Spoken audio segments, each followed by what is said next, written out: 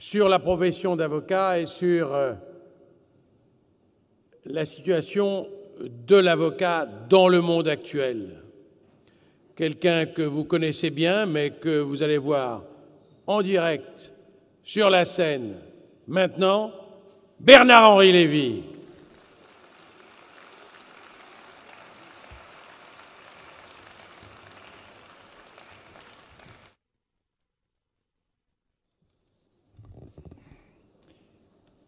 Merci.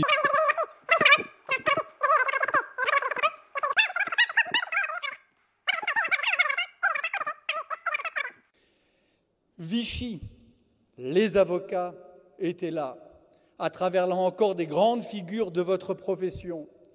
Charles Bedos, avocat ou bâtonnier, je crois, du barreau de Nîmes, déporté à Mauthausen et mort, je crois, en déportation.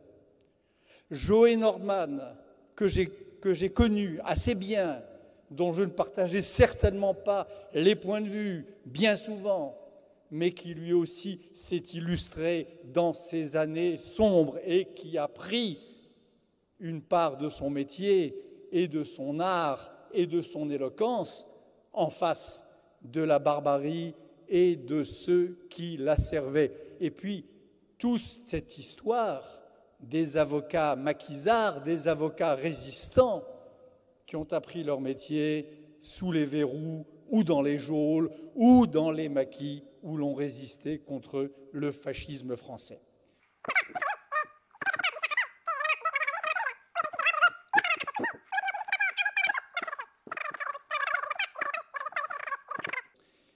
La question du secret. Je crois très profondément que chaque fois qu'un régime autoritaire ou totalitaire s'installe, l'une de ses premières cibles, c'est le secret. Pas nécessairement la profondeur d'une intimité, mais plus vraisemblablement l'espace d'une singularité, cette espèce de halo, de privauté qui cerne chacun d'entre nous et qui le protège et qui, s'il est violé, nous expose à ce qui se passe en Colombie, en Turquie, en Iran ou en Chine avant Zhang Ziyi. Un écrivain que je n'aime pas beaucoup et même pas du tout, qui s'appelle Bernanos, parlait dans Le chemin de la croix des âmes, ce livre où il y a en particulier un très bel hommage aux combattants du ghetto de Varsovie. Il parlait d'une conspiration menée par les régimes fascistes, d'une conspiration contre la vie intérieure et le secret. Cette conspiration, elle est incessante. Cette conspiration, elle ne se tait jamais. Cette conspiration, elle anime probablement tout pouvoir s'il n'en est empêché.